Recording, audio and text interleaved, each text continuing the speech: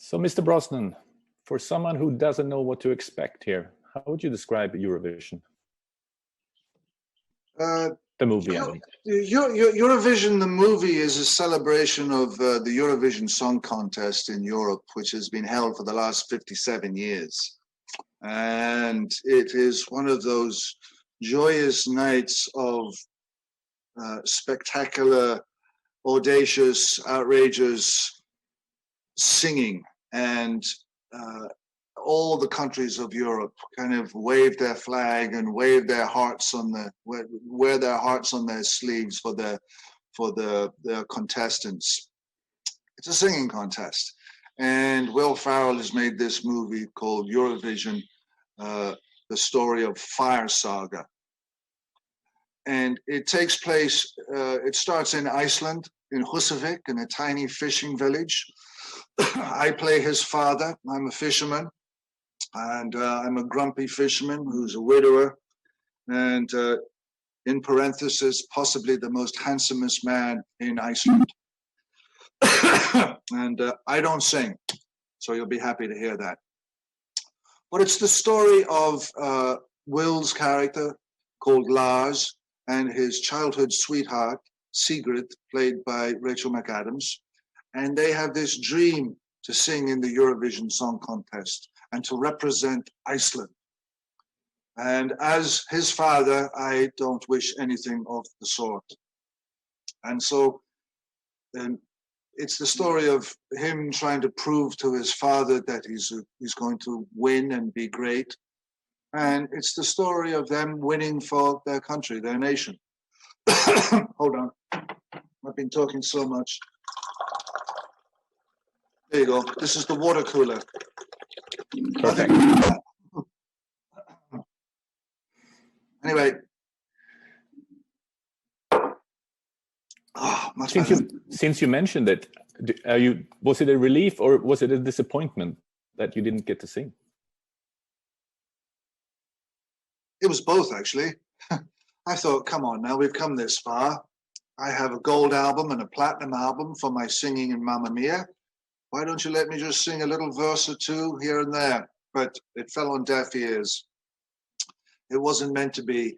I was quite relieved. I was quite happy. What else?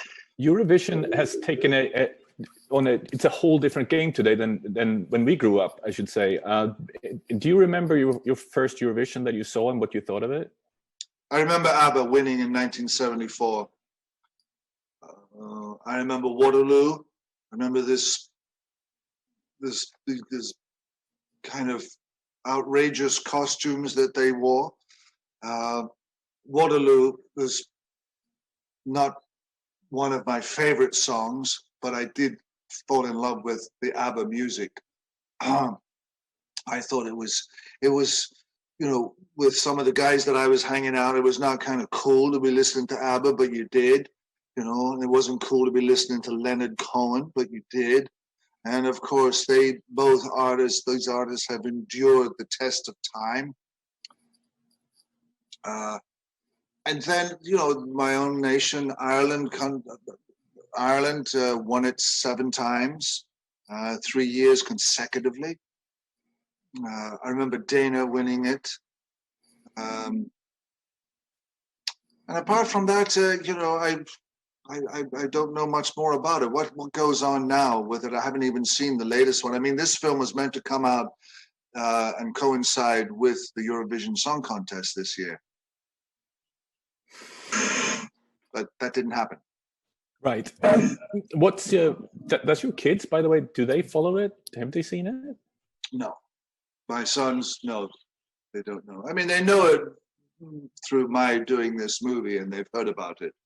But when this comes out, you know, worldwide, this Friday on the 26th of June, the world will know about the Eurovision Song Contest. Many people, many people wonder what it's like to work with Will Ferrell. Will Ferrell is a joy to work with. I first worked with him Saturday Night Live, which is a daunting experience. but he made it very comfortable for me. And you know, we got on well together making this movie. As I say, I'm a huge fan of Will's work and the movies that he makes. He is he's very generous of spirit and engaging and warm, and he doesn't suck the energy out of the room. Some comedians can be quite overpowering.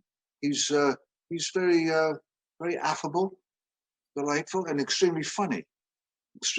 And once he gets on a roll, you know, it's very hard to keep a straight face, which is the joy of working with him. It looked great. Thank you so much. Thank you. All the best, Magnus. You too.